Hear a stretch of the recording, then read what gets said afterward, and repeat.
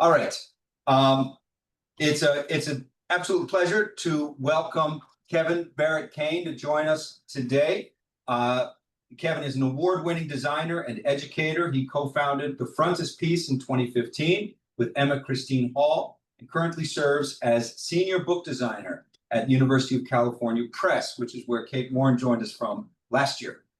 He's designed books and typography for Stanford University Press, Chronicle Books, Wilson & Taylor, Amazon Publishing, Zank Books, FG Press, John Wiley & Sons, and more. In 2020, he graduated from the Type West Postgraduate Type Design Program at Letterform Archive, where he designed Word Cooker with Nurullah Gokdogan. He teaches design practice theory and philosophy at Letterform Archive, Stanford University, the San Francisco Center for the Book, Type Elective, the University of Colorado, and more. I'm going to, again, put Kevin's website in the chat, and I'll post it alongside with this recording on our classes page. I told Kevin by email, my wife and son yesterday at dinner were asking, hey, what are you doing on campus tomorrow? And I said, oh, I'm welcoming a designer in to talk about book design. And we pulled up his website, and it is just delightful. It's like that feeling when you walk into a bookstore and you just say, I want all the books. I want to put them all in my basket and take them all home. And it's because Kevin made them look the way they look. They are spectacular. Check out the website if you haven't yet done so. Please join me in welcoming Kevin Barrett Kane. Thanks for joining us, Kevin. Thanks for having me. I know this Zoom space isn't the best for gauging the audience reaction, but I will try to keep you guys all entertained for about an hour here, and we'll move into some Q&A at the end. Thanks everybody for coming. Let me share my screen. I've got. Oh, hey Jeremy, can you let me share my screen? Thank you. Let me make sure that you are. Sorry about that. Make sure you are.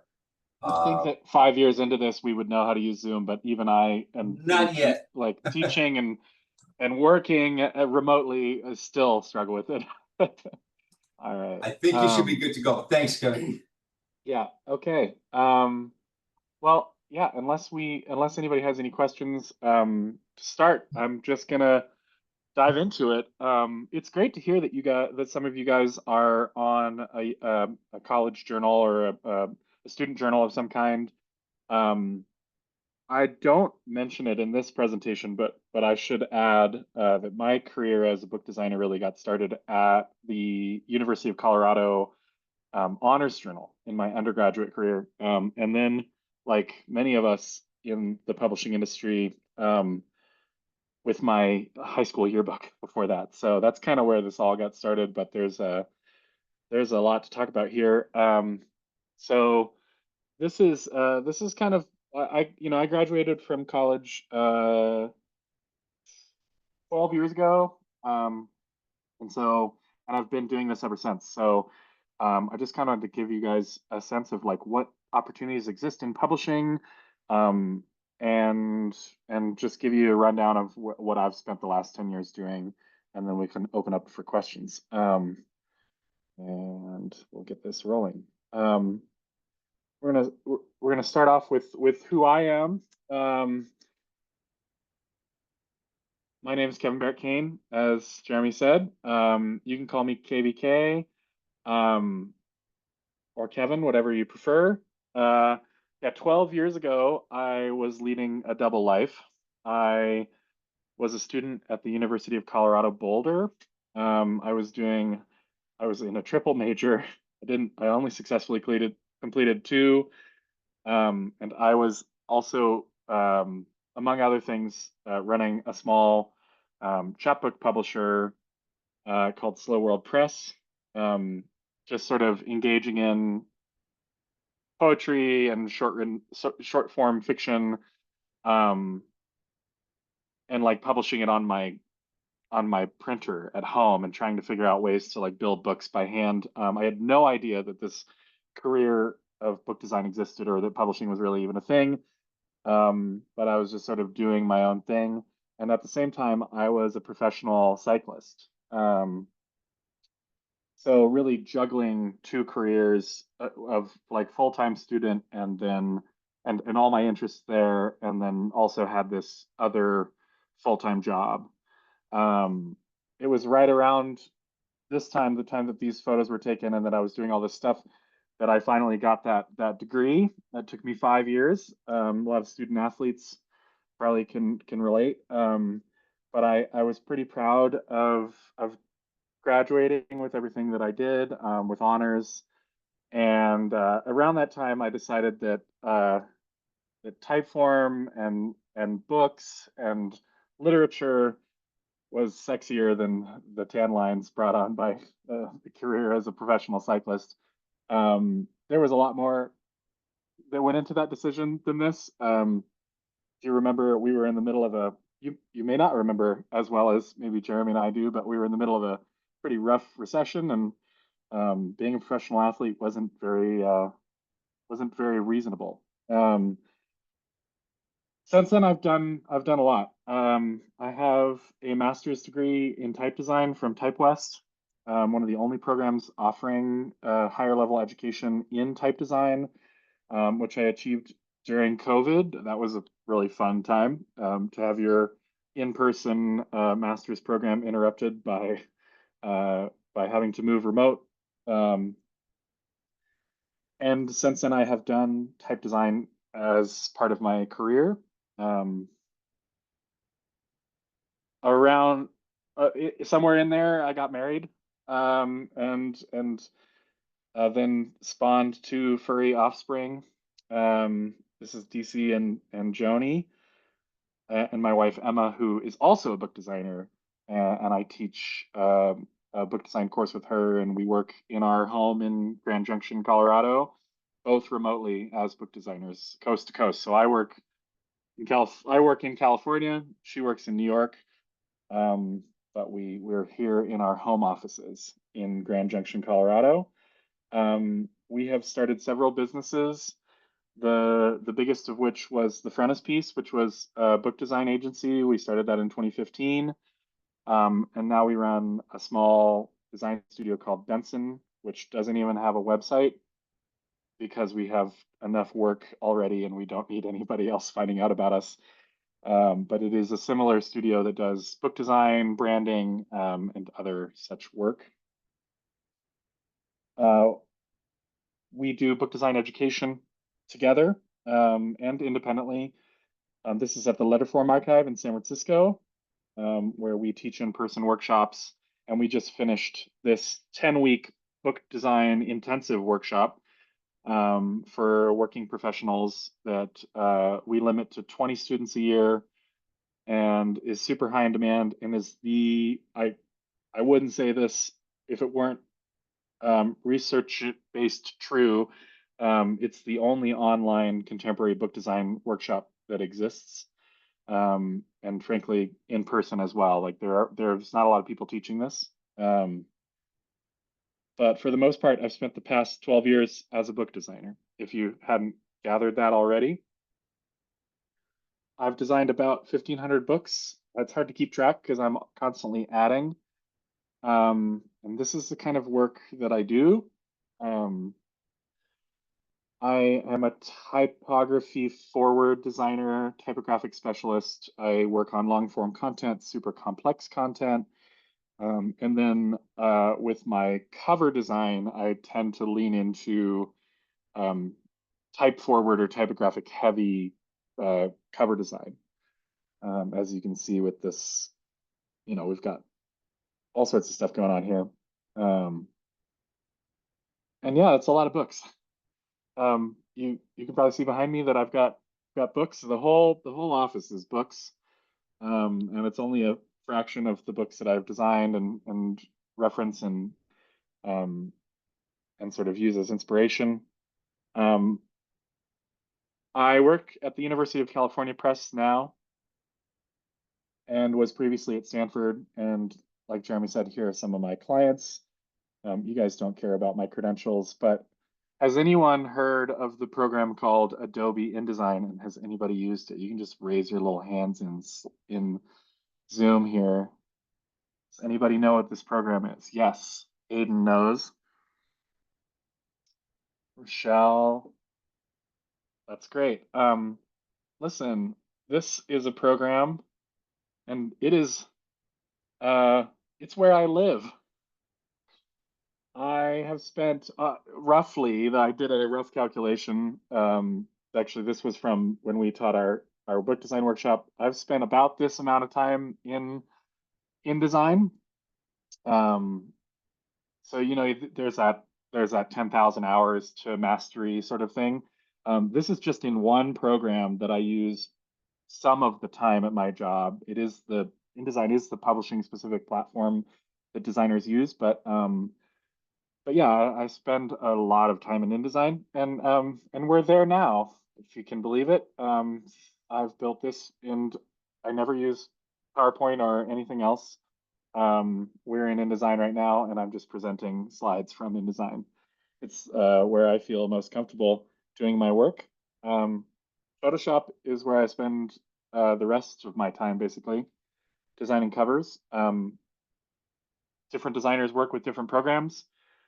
Some use InDesign to design covers. I tend to use Photoshop because it has the ability to be interactive and really high resolution. And then as a type designer, I also work in glyphs.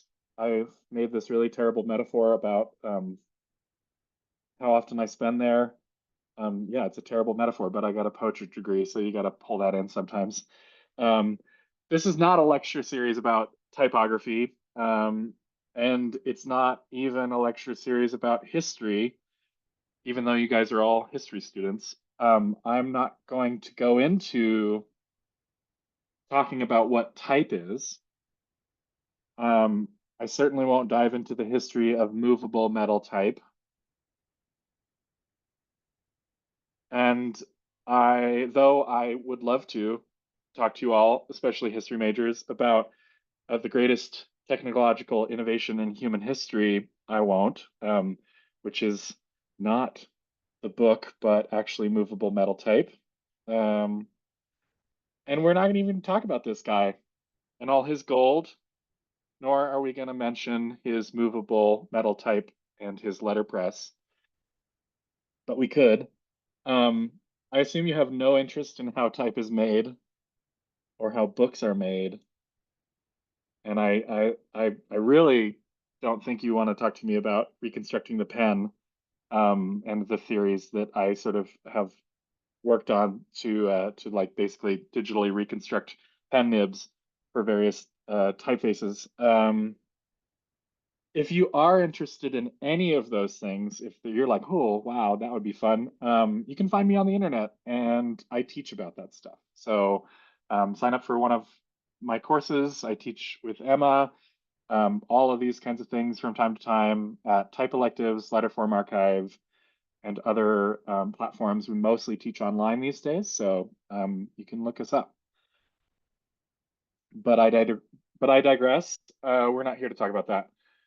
We're here to talk about publishing, which is the larger industry that I work in, and the jobs that may or may not exist there. In that line of thinking, I know that you've had a series of lectures on various sort of like career paths that you might take after school. Um, let's start with the honest truth. Um,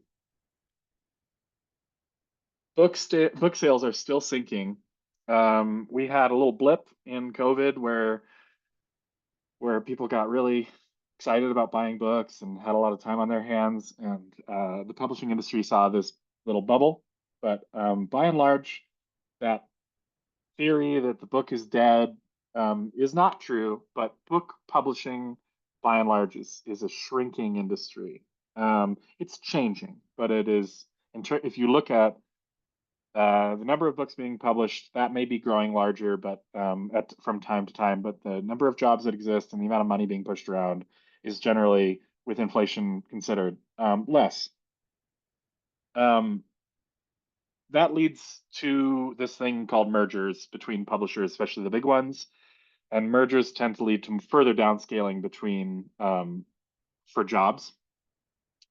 Um, that downscaling results in less specialization, which means that we all have to do a bit more. The more sort of condensed publishing gets, um,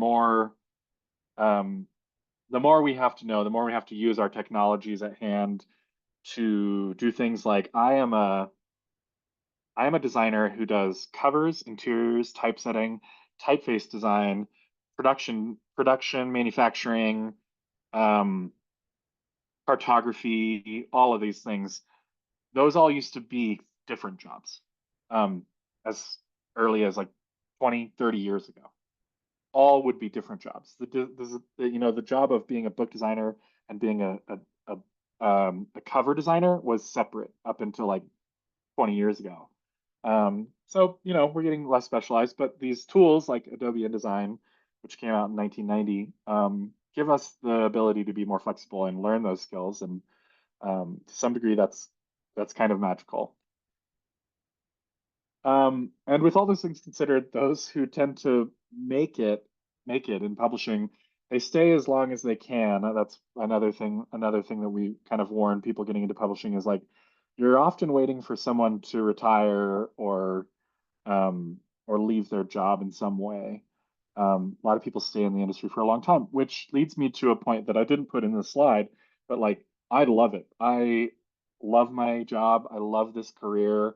There are a lot of us who stay here in publishing because it's not so much like I think it's a combination of we care, and also like there is movement here. There's like a lot of good that can be done, and you can live a pretty frugally successful life.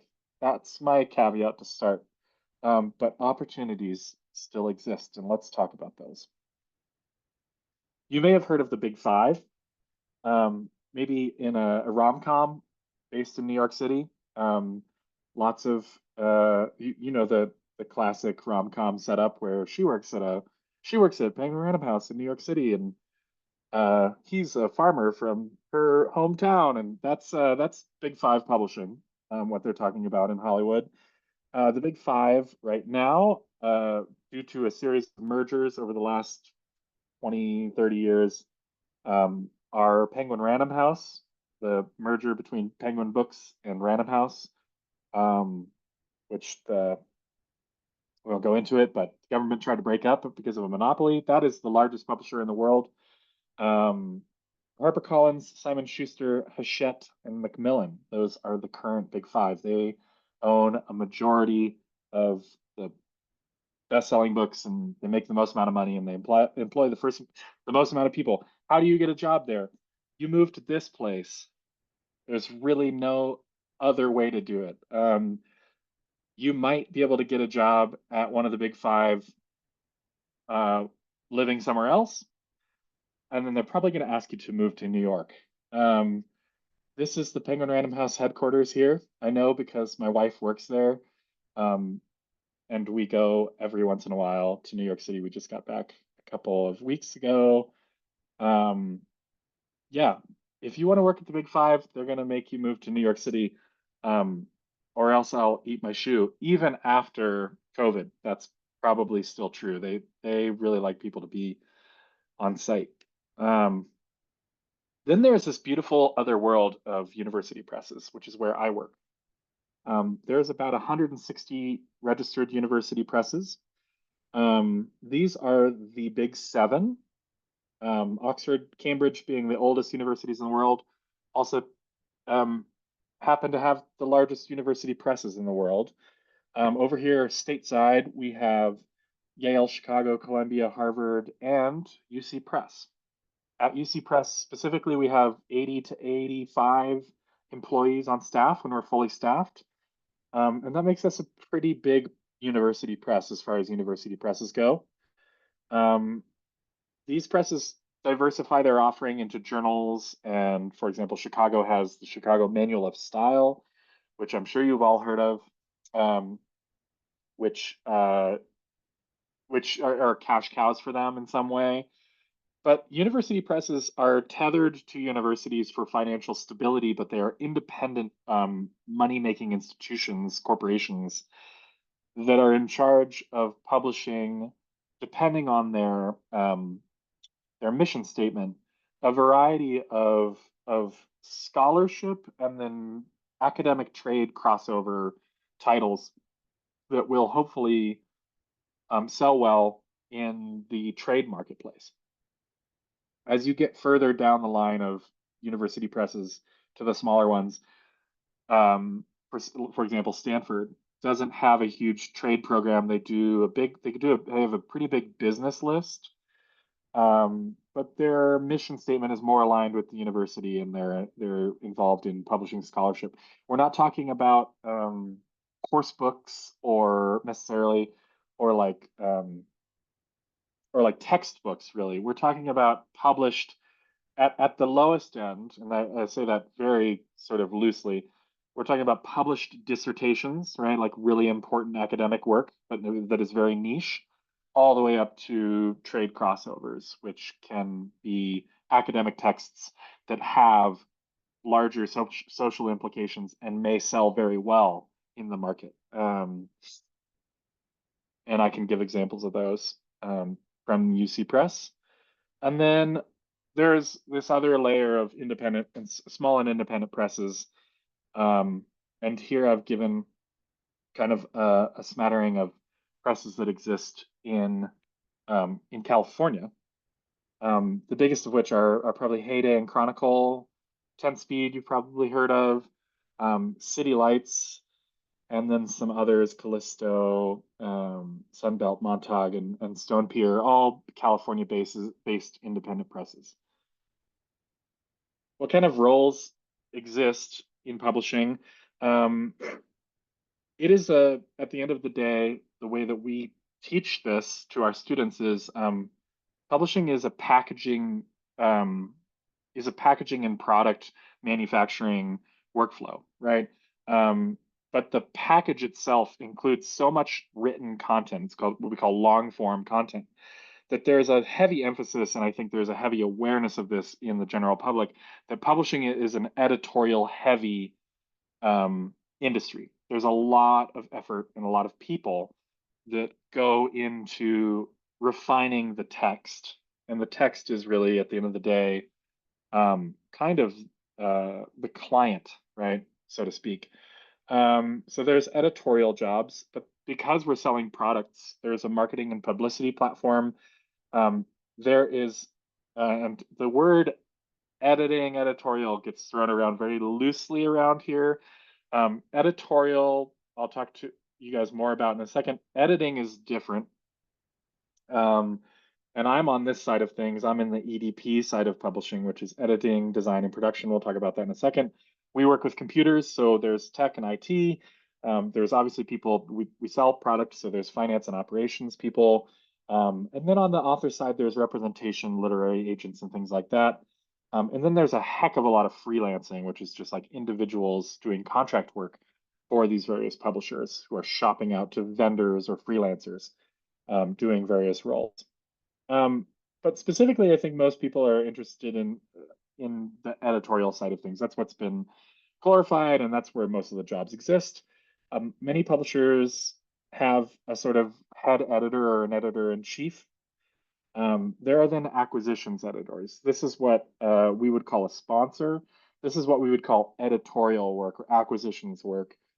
These are the individuals that when somebody gets up and says, "Oh, thanks to my editor," and an acknowledgement, "Thanks to my editor," blah blah blah, they're talking about their acquisitions editor. That's the person that signs their manuscript into the publishing house and makes that book happen. There's a misplaced sort of a misnomer here. The acquisitions editor doesn't do a ton of editing. They do a lot of reading. They read, they analyze whether the text is ready to go, whether it's something they're interested in publishing, whether they think it would fit the mission statement of the press. They then take that and sponsor that in front of an editorial board, and are really the champion of the book within the publishing house. They rely heavily on their assistants, who are called EAs. And that is where this is a really strong starting point for most people entering publishing on the editorial side of things. These are we love our EAs, but they are in the most thankless, hardest working, least paid job.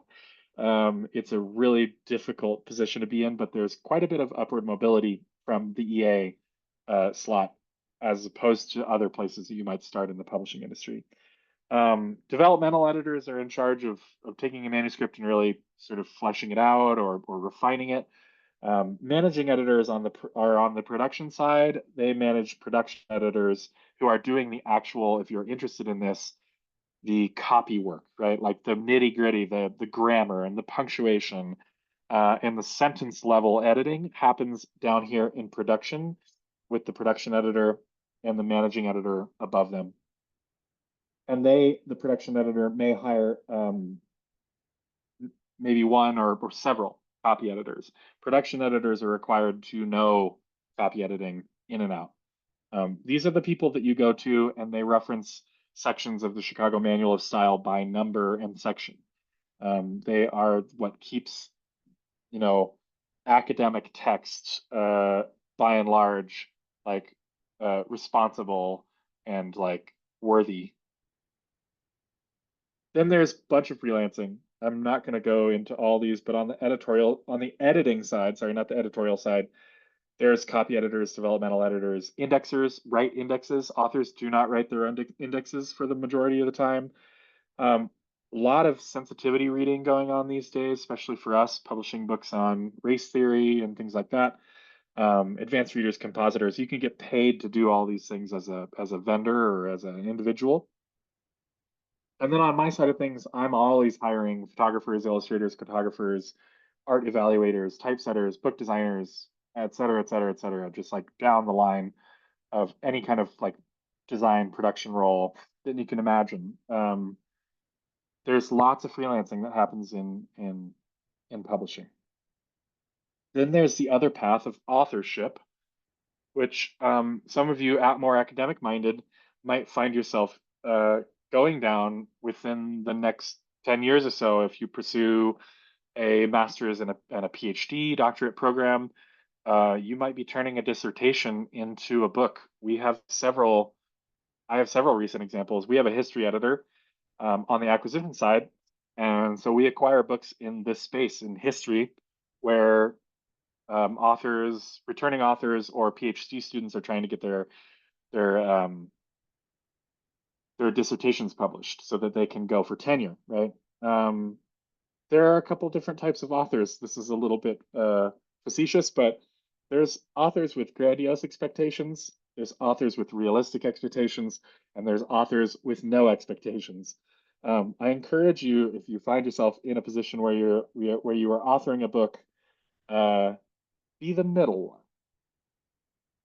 It's a good place to be. Now, this is a short aside and a hill that I will die on as an educator and as a book designer. Authors don't write books. It's this common misconception that we have as a society that the author writes the book and then the book happens. They've spent all these years on this book. That's just not the case. Authors write manuscripts, and the life of a book only starts when an author's manuscript is selected for publication. There's this thing called self-publishing right now. It's gonna exist probably forever. But serious publication 99.9% of the time is happening at the acquisition level via a publisher. Self-publishing, I've worked in the self-publishing sector. The frontispiece, my company, was dedicated to helping self-publishing authors, and it is a rough, barren landscape of success stories. There aren't many. Don't believe what you see online. If you're working in the scholarly world, go for getting your book acquired by a university press. Even when a book is signed by an acquisitions editor, a manuscript may retain remain in pre-production for months and often even years um, before it even enters the possibility of becoming a book. That effort comes down to the author, the sponsor, and the editorial assistant to take this manuscript and make it ready for production, which then takes more time to turn into a book. At publishers, this is where things get going. Once the manuscript is done, we have a bunch of meetings. One is called pub meeting. It's not at a pub. It would be really fun if it was. But no, that's over Zoom. It just looks like this. And we talk about books that are coming down the pipeline. Once a book has been transmitted, which is everything is collated, the manuscript and all the art, everything that comes into it, all the metadata and information, final title and all that is collated. It is then transmitted to production, which again, this can take months and months and months. And that is the agreement within the publisher that editorial and production have, EDP, that we are going to turn this manuscript into a book.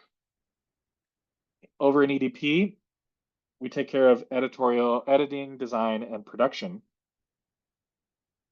That includes a bunch of different stuff, but here's a few of the things that we do. We evaluate the art program, such as it is. Somebody like me, cover designer or book designer in-house, will design the front cover. We'll go through a series of comps before we get to the right cover. The manuscript goes through copy editing and then enters a phase called composition, which is taking the copy edited Microsoft Word document, translating into a printable PDF book that is designed and ready to go. And then the marketing gets involved to find ways to get people to buy the book. The mechanical is then designed, which is the full jacket or cover or case, whatever the manufacturing level is for the book. And then it's off to the printer. And some might think, oh, then there's the book.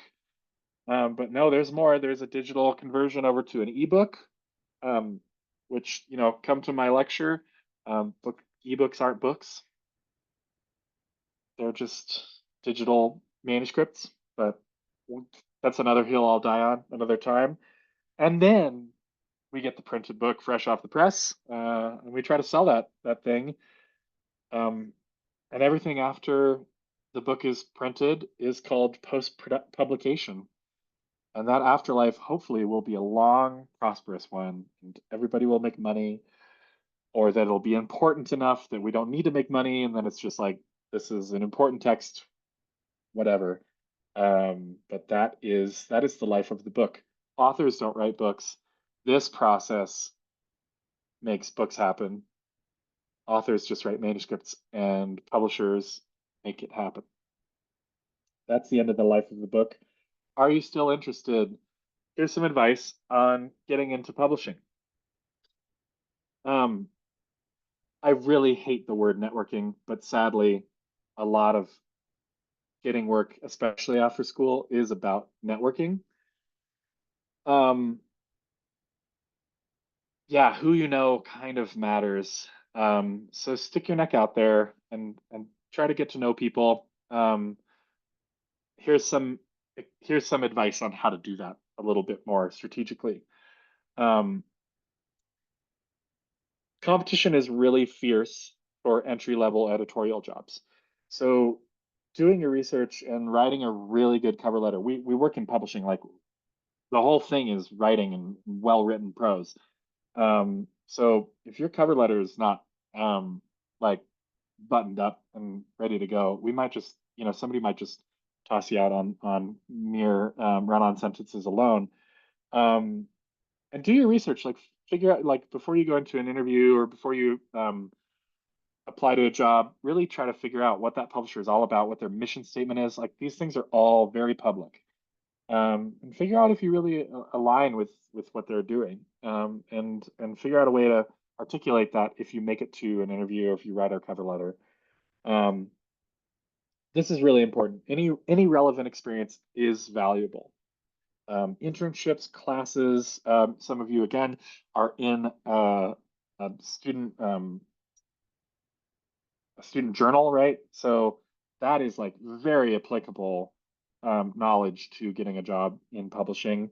And then what Kate talked about last year, I don't know how many of you watched her recording from last year, but she talked a lot about informational interviews, which I also think are really important. Informational interviews are where you basically can cold call, cold email somebody, or try to reach out, through your network and find somebody who's doing a job that you're interested in, and just ask them. You through an email, just say, "Hey, I'm interested in an informational interview.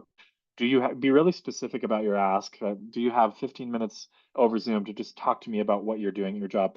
I tend to find that those are successful when the person is genuinely curious about what I do, not looking to like get a job, right? Informational interviews are a probe and nothing more, but they can be helpful to point you in the right direction. And you'll find that people are in this industry are more willing to share than not.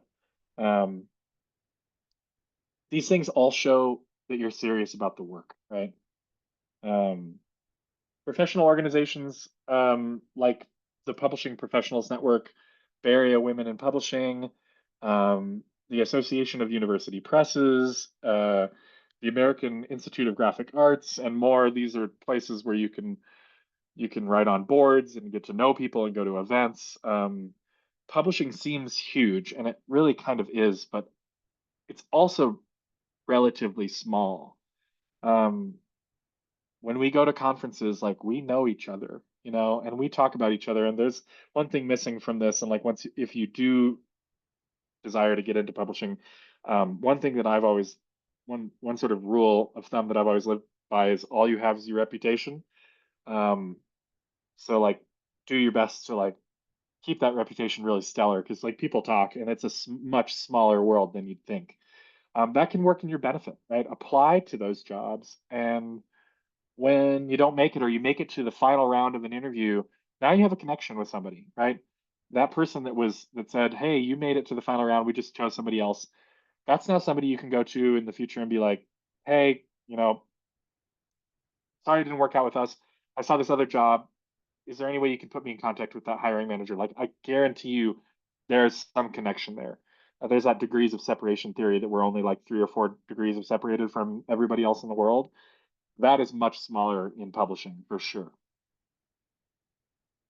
The big one, like I said about New York for the Big Five, um, I got one of those really rare COVID remote jobs, and I am holding on to it with a death grip. There aren't a lot, so be prepared to move.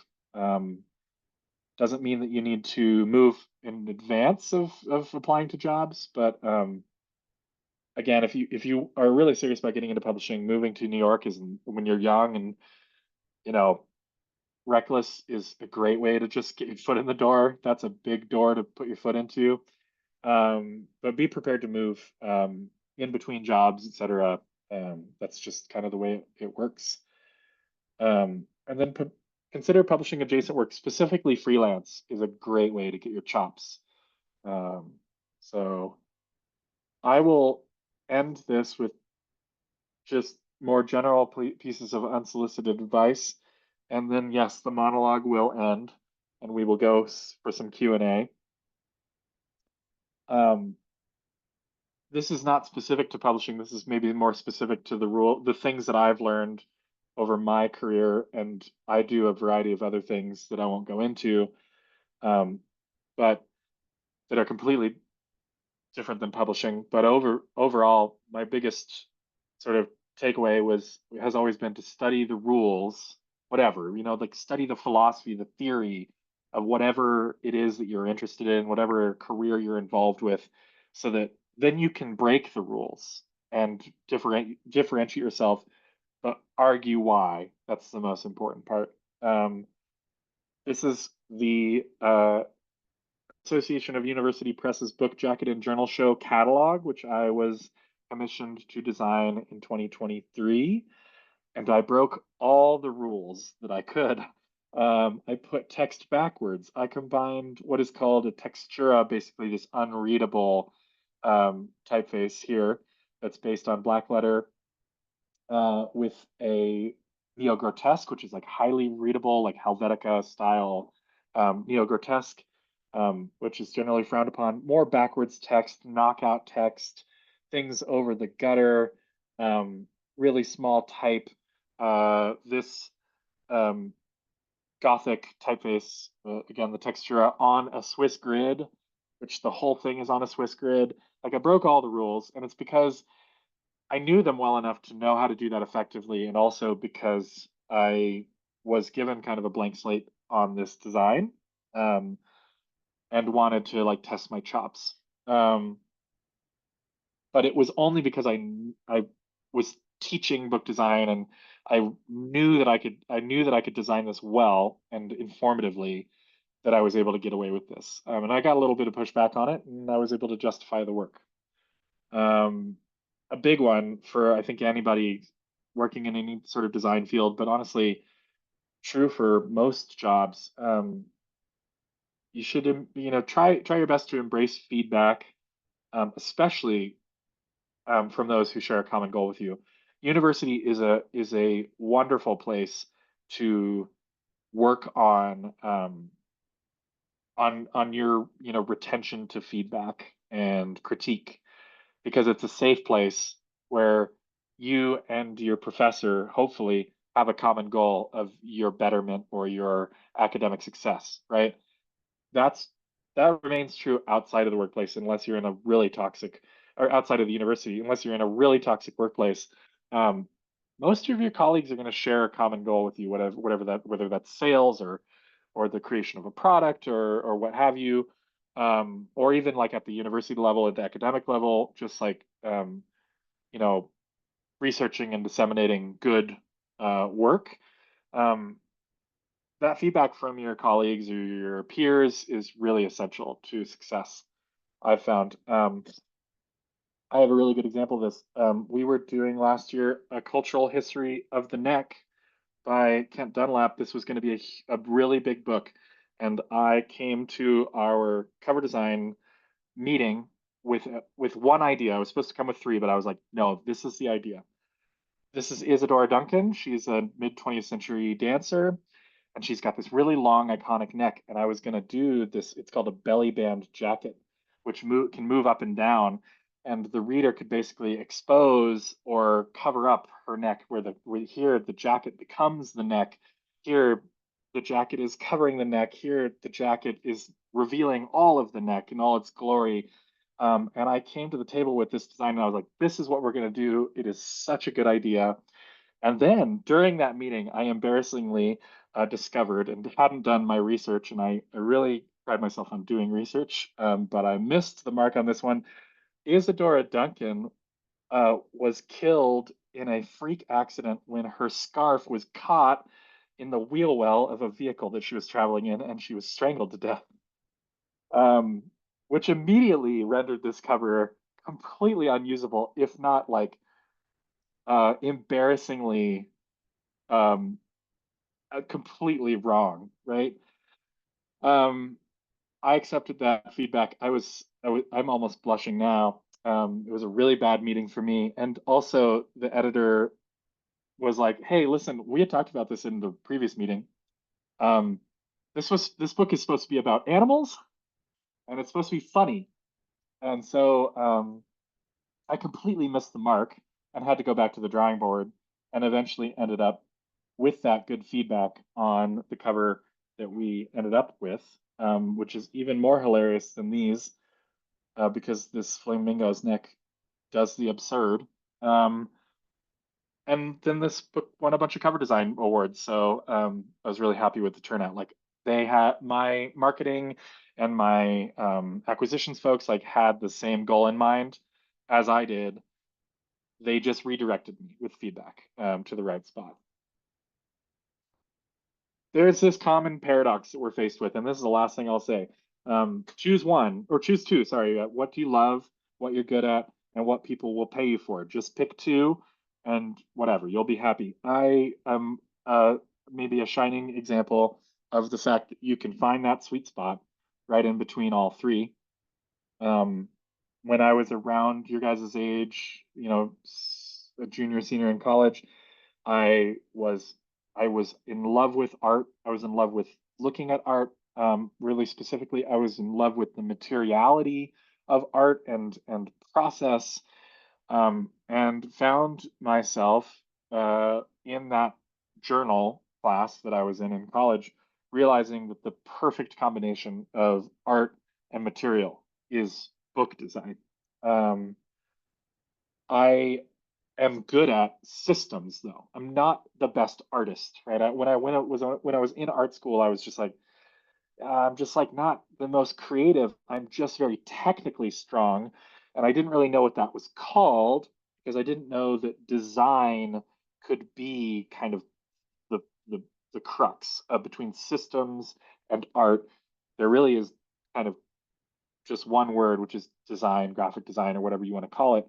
Um, what I'm good at is our systems, right? Repetition and meaning making, which lead me to which led me to become a type designer and also a book designer. I didn't realize it, and I never thought that I would say this, but book design is a lot of math, and I happen to be really good at math um, in this context with the visual sort of in place. And that has led me to the third Venn diagram, which is people pay me to do this, and I have made a career out of it. And though publishing, I said, is not the most prosperous of careers, I myself have found a good deal of success there, um, building these things that I am amazed with when they come in the mail, and still love to hold and play around with as a designer. So um, if you've watched this presentation and you're like, that's what I want to do, here's some resources. I will share a bunch more of these, and there's a bunch on my website um, with you all sort of after via email. But for now, thank you guys. Thanks for your attention. And I took up most of this hour that we have together, but I look forward to any questions that you guys have. Thank you, Kevin. That was great. That gave us a lot to think about. Yeah, Terry, you want to jump right in? Well, I got a couple of questions. I'm the OWG, old white guy in the class, but you've kind of nailed it. I'm getting this degree instead of another bachelor's in archaeology or something, so I can write popular history. And I know that's to these true historians. I'm kind of an outcast for saying that. But quick question. If I wanted to get something published, I've been working on it for years. Would I submit my manuscript to one of those companies? Do I need to look and see if, like I noticed a lot of my research books came from, I think it was Oklahoma University Press. It wasn't up there, but they tend to do some of this stuff. Would that be the one I would apply to? Yeah, I think you're hitting on the right direction there. You're going to want to try to find what we call comp titles. So the titles that you have that you would be competing with in the marketplace, but that you have referenced in your bibliography and your research.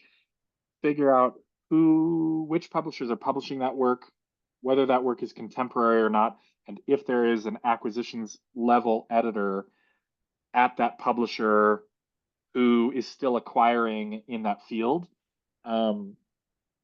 If they're not there anymore, likely they've moved somewhere else, but would still often be working with that same content. Acquisitions editors have usually a background in the specialized, area that they're acquiring in. And so, yeah, that would be where I would look. If you're working in that academic space, look to the university presses, look to the references that you have been using for your own research, and figure out if OUP is the space where a bunch of comparative titles have been published. That might be a great place to. All these websites for these presses have a portal for which to submit potential manuscript. Yeah. Well, I've got a bunch of questions, so I'll just ask them real quick. I see two hands going up. Why don't we, you want to Okay, come back? Sure, Back around? Let's do a quick question with Corey and then Daniel, and then we'll come back around. Is that all right, Tim? sure. All right. Thanks, Professor. Hi, Kevin. I just want to say I really love your PowerPoint. I can definitely tell that you've done this for a long time because I love the color scheme and the setup and the different fonts. Really, really great. The Gothic font too is fabulous. I've never seen that one before. Um, you're, and it's interesting the art that you showed with the people walking with the pyramid and the three dogs reminded me of the Pink Floyd's Wish You Were Here in a lot of ways. So that was really neat. My question to you is I too kind of have this like kind of feeling towards anti ebooks. So I try to just rely on my studying and all my information to come from physical copies because I just love them for numerous reasons. So I guess my fun question to you is just kind of like, what are your personal thoughts against or about ebooks? Thanks, Corey. Well, I'll try to be brief. In my course, I teach the running definition that I use for the book is something along the lines of a portable container that expounds, disseminates, and transmits knowledge across time and space. And I think that's roughly it, right? And there are there's one major element of that definition, if we accept that definition to be true of like what the book is, that falls apart when you consider the ebook, and that is across time and space. An ebook reader, or even a laptop where you can read ebooks, right, PDFs, is a portable container of printed and bound pages. You could make the argument that the e-reader that you're using that is sending pixelated information at you is printed to some degree, like digitally printed Right. and bound. It's bound within this like little thing. So it's portable, printed, bound. It transmits, it expounds, it disseminates knowledge. But the thing that it lacks is the across time and space attribute, because in the slide that I show is I'll pull it down actually, it's right up here, because show a slide. I've got a cigar box that's got a little sticky note that says do not open, and inside it has the thing. I have to use this for work from time to time. This is always what it looks like though. That is a dead Amazon That's Kindle. great. If we Yes. find ourselves in a situation individually or as a society where electricity goes away, the internet goes away, these various sort of infrastructures from our sort of digital lives starts to disapparate, ebooks no longer exist across time and space, right? But books do, and books are almost infinitely preservable. And that's my main argument against them. They don't fit my definition of the book. And therefore I think that ebooks are great. I think if you talk about accessibility and portability and actually about like just the ecological footprint, the environmental footprint of an e-reader is probably for most big readers, right? Like, there is a question as to like whether that recycles better than a book. Right. Hopefully people aren't recycling books, they're just keeping them on their bookshelves. But I would argue there's a lot more landfill of books than there are of e-readers. But it's also, made of paper. So I could go on and on and on, but that's my argument that like at its core, an ebook is not a book. It's a manuscript in a digital form, and they have their merits. But I agree with you, Corey. I'm a book collector, and I like this physical thing.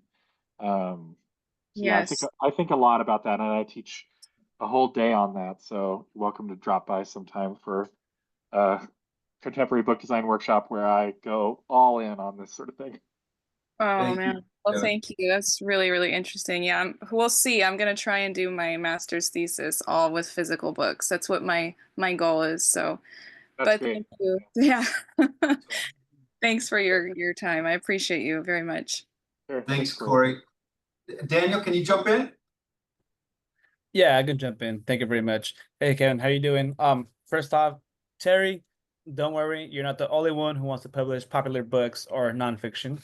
And also, question for you, Kevin. When it comes to like submitting manuscripts, do like publishers that you work at or any other publisher, do they have like a certain expectation of like a minimum page count or word count? Like, do you have people submitting like a I don't know a 50-page manuscript and publishers see that they're like, nope, not enough. Like we need 100 pages minimum.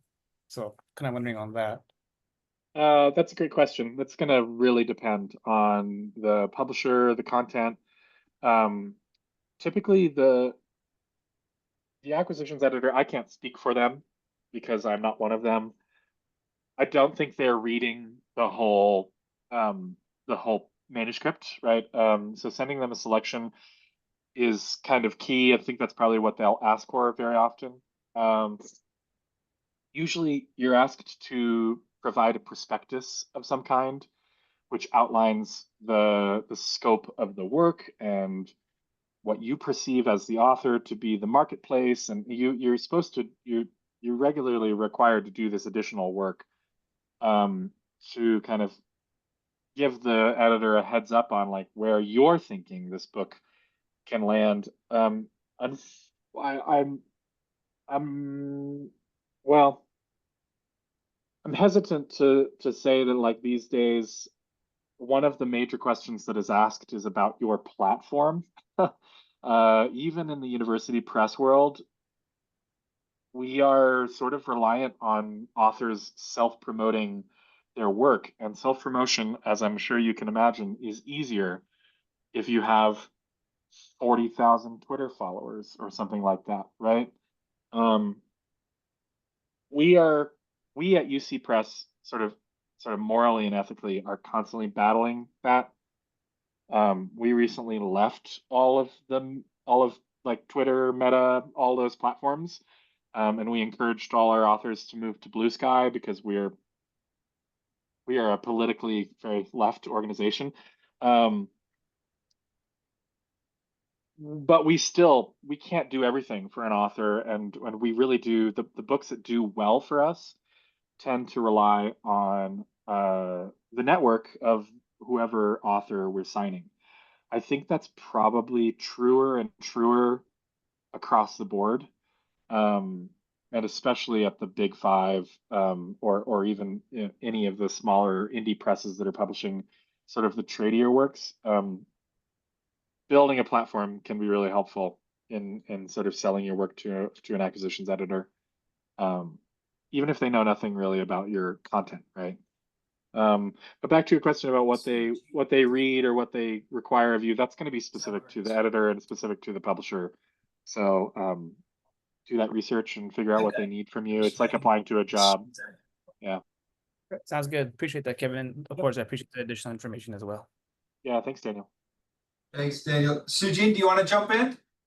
Yes, Kevin, I saw your words on your website. That was really great.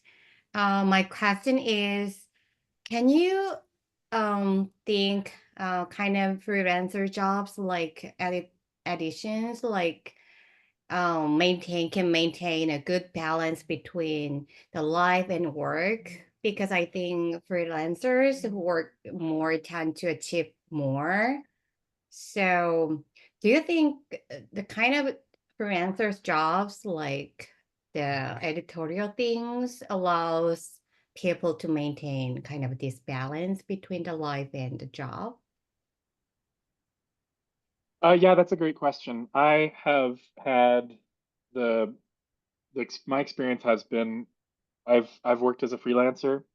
I've worked as the owner of a company that was what we would call a vendor, right? It's like freelancer plus, and then like my company offered services to publishers. And then I have worked in-house, physically in-house, I worked in-house at Stanford University. And now I work remotely, but still quote unquote in-house at the University of California. So I can speak a little bit to that. What freelancing and fully remote work allows the individual um, is the flexibility of no commute, really. Like you can make your own, to some degree, you can make your own hours, but like for me, like let me give you an example of like my day to day.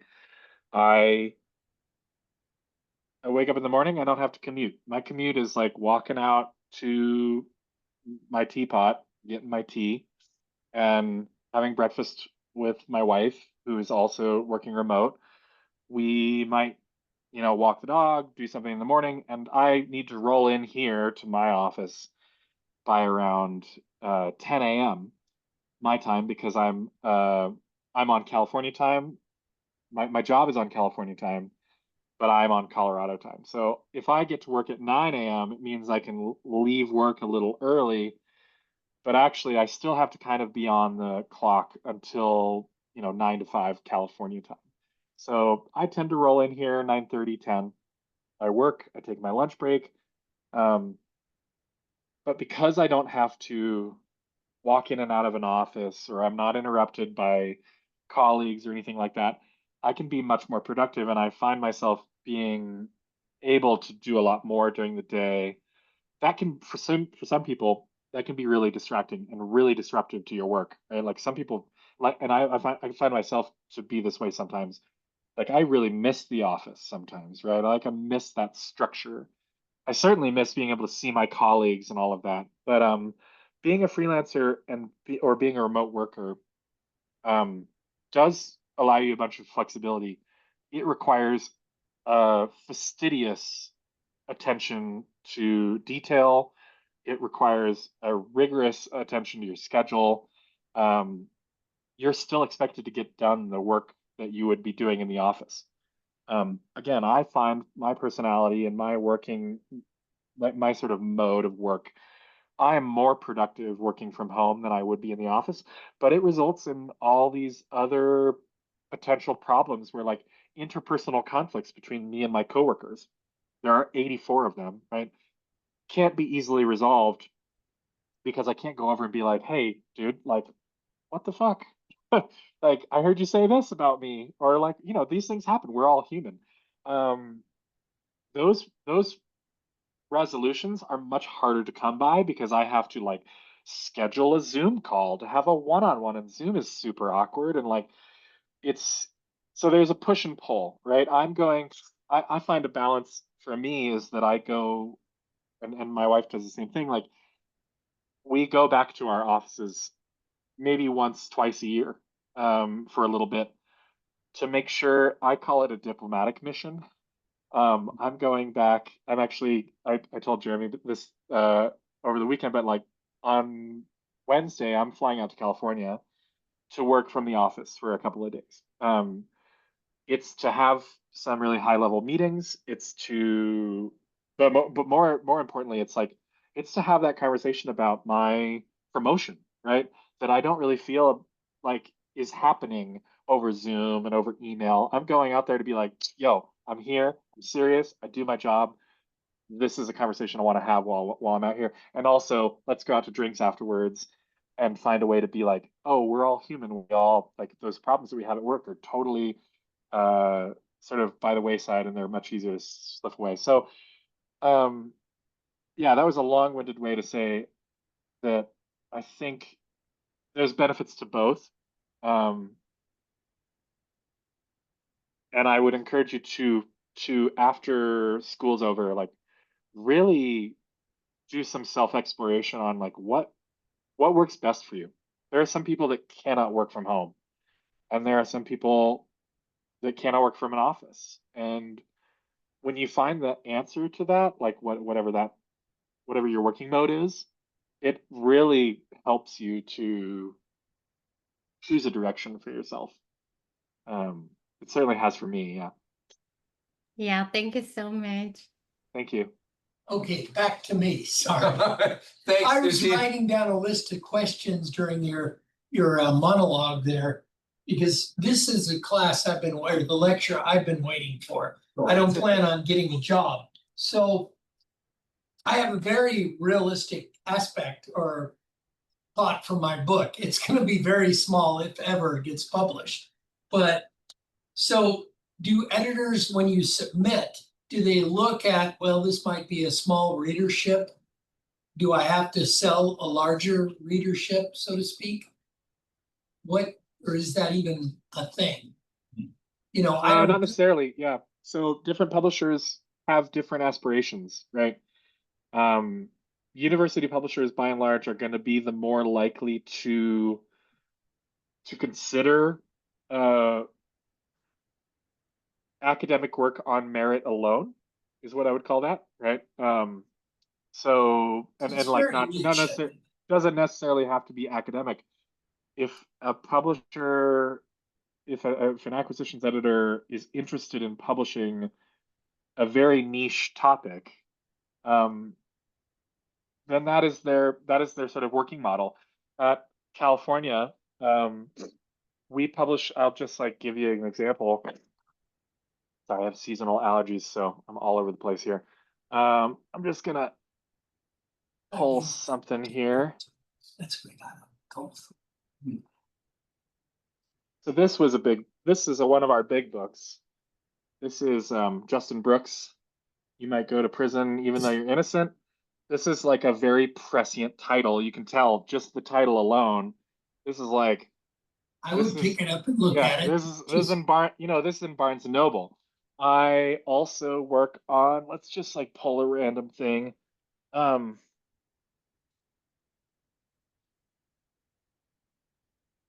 This I published with Stanford under an editor named Faith Stein. It's called Green Mass, and it is the ecological theology of Saint Hildegard. Right? Really small book. Really meaty. I pride myself on knowing saints. Who's Saint Hildegard? Yeah. Patron saint of what? Green Mass is a meditation on and with 12th century Christian mystic and polymath Saint Hildegard. Wow. I bet this book I feel better sold. now. I bet this book sold about 100 copies, if that. Right? It's a tiny That's little what I volume. expect. Faith, the editor, is acquiring in this very specific sort of theological philosophy world. She's like a Forgive young me for editor. Yeah, Cutting you short, yeah. but I while there's nobody raising hands, You want to go? I wanted to ask. I just also want to, I don't want to keep Kevin too much longer because we're That's already why I well want to past speed the through these. 6:30. Okay. Do you advertise with, like, I'll be real specific. I'm looking at 3 countries that this niche item would be interesting. Do you design book covers for, say, Canadian or German or French books? Or is it, is that even a thing? I don't know. Do you? Like do bilingual? Well, yeah, and bilingual. And do you even make covers different because that demographic likes this? And lastly, does experience, education matter when you're writing about a topic if you have a great deal of experience? I was told you can't write history by a college professor unless you have a master's in history. It helps. Is that true? I know I'm throwing 3 questions. And on my submission, how should I make it look? Is there a cover letter for submissions? And you've really got me going. I'm getting motivated just sitting here. No, you've got a fan in the classroom anyway. Yeah, thanks. So I'll approach those backwards. Back to a previous question. The submission guidelines are going to be really specific and per publisher, right? Those submission portals often are going to have a series of questions that'll guide you through the process of submitting to their press. If they do not, I would absolutely include in front of your manuscript some kind of prospectus, and you can Google this. Prospectus is, manuscript prospectus will give you a list of things that you should, as the author, be thinking about when pitching to a publisher. The second question about yeah, remind me what the second one was again. Experience and education, how important yeah. is that? That's I can't personally answer that. It's I hate to use the response "it depends," but it does.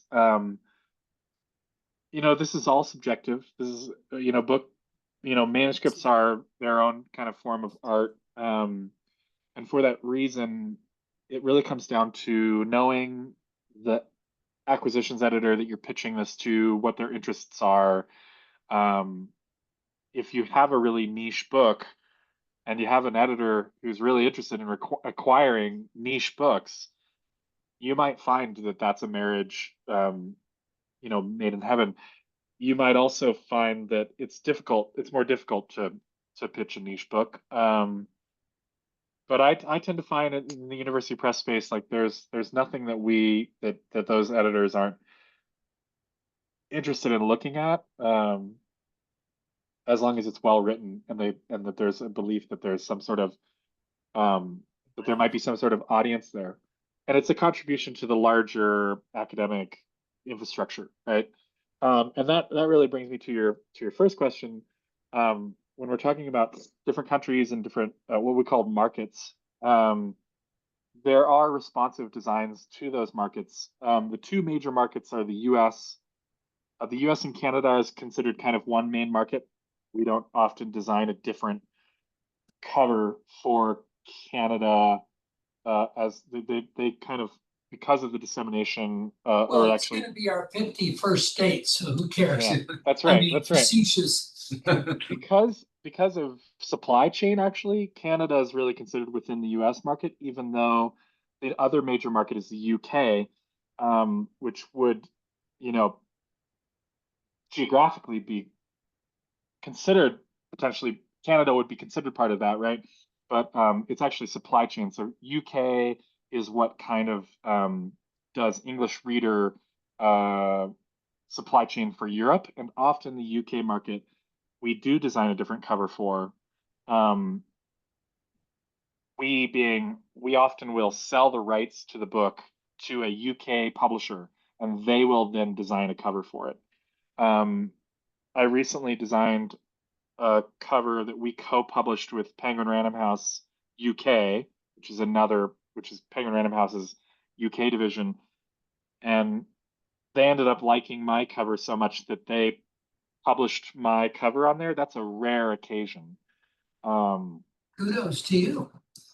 But yeah, and then we actually canceled the publication on our side, which was a real bummer. So now I just have the UK edition. But yeah, the market and then language rights. We have a full-time staff that's dedicated to selling rights for foreign languages, and they design their own covers in their own language, and they have their own designers. Those are other publishers, though, buying the rights to the book. Yeah. So if you're interested in publishing in this niche space where you think that the interest might be coming from different countries or different languages, you're going to want to ask them about their ability to sell rights internationally to publishers in those languages and other countries. Yeah. Interesting. Well, thank you. You've been real helpful, and I enjoyed your presentation. Thanks for the questions, Terry. And thanks everybody for the great questions. Thank you, Kevin, for sticking with us for almost an hour and a half. I've really enjoyed hearing about your work. That slideshow was a work of art. It was so cool to watch and to look at your cover. Let's put your homepage one more time in the chat. So if anybody joining didn't see that, please click through and check out those beautiful books. It's really been an absolute delight getting your perspective on the industry, not only your perspective from your seat, but also a really great sort of overview of all the different points of entry, things to expect. It's really helped demystify this huge industry at so many different levels. So I really appreciate it a lot. Personal Kevin. opinion, best presentation this year. So, I but think it's so. my niche, and I was curious. I think that's but fair. It was so good. I think that's really fair. Thank you so much, Kevin. This has been a lot of fun. I really appreciate it. Yeah, I encourage you guys to follow up over email. I'll follow up with you, Jeremy, with a couple of lists of resources, and then yeah, if anybody individually wants to reach out, have any more questions, feel free to ping me. I'm always here. So thanks, It's guys. nice stuff. Thank you. Kevin, appreciate you. Thank you Thanks, so much. bye. Kevin. Yeah, thanks for your time. Thanks for sticking around. I don't know if you can see it, but everybody's thanking you and saying what a good job you did Oh yeah, in the chat there as well. in the chat. Yeah. So Thank you. Thanks, it guys. wasn't just me. Everybody loved you. So Thanks a lot, Kevin. It's really been a great pleasure. Yeah, thanks, Jeremy. Appreciate it. Bye. Take care.